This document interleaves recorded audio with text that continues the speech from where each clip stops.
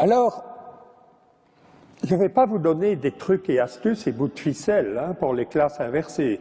Ce n'est pas une technique où on dirait on met les étudiants par 4, on distribue des post-it de couleurs, etc., etc. Il y a plein de techniques très intéressantes d'animation de groupe.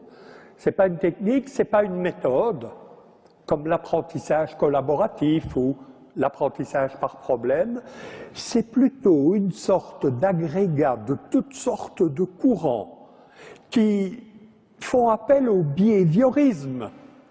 Qu'est-ce qui permet de mettre les gens dans des comportements où ils vont apprendre des choses? Au constructivisme. Je disais tantôt, je peux expliquer le constructivisme en un quart d'heure.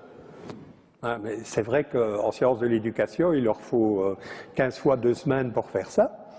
Ben non, le constructivisme, ça veut dire je ne peux pas apprendre à ta place.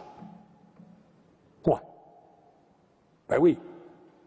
Ceux qui ne me comprennent pas, mais il n'y en a pas ici évidemment, ben c'est ceux qui confondent toujours enseigner et apprendre, la métaphore des particules élémentaires.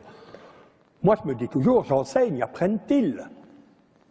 Évidemment, ça fait partie d'une évolution. Quand j'étais jeune prof, que je préparais mon cours, je ne vous dis pas, j'allais revoir mes notes de cours, des bouquins, j'essayais, etc. Ouais, il y a un moment, il faut se dire que la matière, on la connaît, les petits gars, parce que...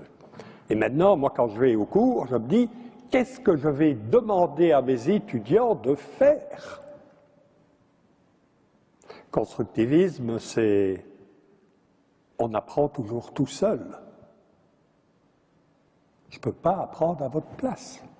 Irréductiblement, apprendre est quelque chose d'individuel.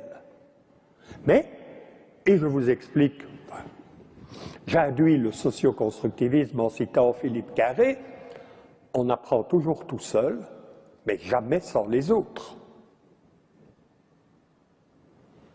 Vous avez compris? Et donc les classes inversées, c'est quelque chose qui est à la rencontre de ces courants, de ces méthodes. Qu'est-ce qui différencie les classes inversées de l'apprentissage par problème?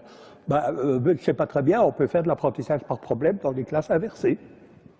Et donc peut-être que son intérêt, c'est qu'elle n'est pas normative.